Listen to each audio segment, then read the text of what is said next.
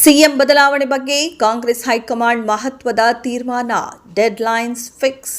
CM ಬದಲಾವಣೆ ಬಗ್ಗೆ Congress high command ಮಹತ್ವದ ತೀರ್ಮಾನಕ್ಕೆ ಬಂದಿದೆ ಎನ್ನಲಾಗಿದ್ದು, ಸಮಸ್ಯೆ ಇತ್ಯರ್ಥಕ್ಕೆ ಡೆಡ್ಲೈನ್ ಫಿಕ್ಸ್ ಆಗಿದೆ ಎನ್ನಲಾಗಿದೆ. ಪಂಚರಾಜ್ಯಗಳ ಚುನಾವಣೆ ಬಳಿಕ ಕರ್ನಾಟಕ ಕಾಂಗ್ರೆಸ್ನ ನಾಯಕತ್ವ ಬದಲಾವಣೆ ಬಗ್ಗೆ ಹೈಕಮಾಂಡ್ ಸೂಕ್ತ ನಿರ್ಧಾರ ಕೈಗೊಳ್ಳಲಿದೆ ಎಂದು ಈಗಾಗಲೇ ಡಿಕೆ ಶಿವಕುಮಾರ್ ಬೆಂಬಲಿಗರು ಹೇಳಿಕೆ ನೀಡುತ್ತಲೇ ಬಂದಿದ್ದಾರೆ. ಇದೀಗ ಕೇಳಿಬರುತ್ತಿರುವ ಸುದ್ದಿಗಳ ಪ್ರಕಾರ ಇನ್ನು 3-4 ತಿಂಗಳಲ್ಲೇ ಹೈಕಮಾಂಡ್ ಸಿಎಂ ಸಿದ್ದರಾಮಯ್ಯಗೆ ಬುಲಾವ್ ನೀಡಲಿದೆ. ಮೇ 24ರ ಬಳಿಕ ರಾಹುಲ್ ಗಾಂಧಿ ವಿದೇಶ ಪ್ರವಾಸಕ್ಕೆ ತೆರಳಲಿದ್ದಾರೆ. ಹೀಗಾಗಿ ಇದಕ್ಕಿಂತ ಮೊದಲು ಸಿದ್ದರಾಮಯ್ಯ ಜೊತೆ ಮಾತುಕತೆ ನಡೆಸಲಿದ್ದಾರಂತೆ. ಇದರ ನಡುವೆ ಸಿಎಂ ಮತ್ತು ಡಿಸಿಎಂ ಬಣದ ನಾಯಕರು ದೆಹಲಿಗೆ ಹಾರಲು ಸಜ್ಜಾಗಿದ್ದಾರೆ. ಇದಕ್ಕೆ ಮೊದಲು ಸತೀಶ್ ಜಾರಕಿಹೊಳಿ ಮನೆಯಲ್ಲಿ ಸಿಎಂ ಆಪ್ತ ಬಣದ ನಾಯಕರು ಸಭೆ ನಡೆಸಿದ್ದಾರೆ.